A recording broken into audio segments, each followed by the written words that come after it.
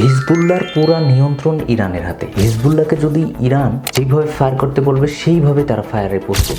এইভাবে যদি মুসলমান রাষ্ট্রগুলা সবাই ইরানের এখন কথা শুনতো, তাহলে ইরানের এই কষ্টসাধ্য ব্যাপারগুলো আর দেখতে হতো না। 15-20টা দেশ যদি একসাথে হামলা করত, তাহলে এই দুইটা দেশ কোণঠাসা হয়ে পড়তো।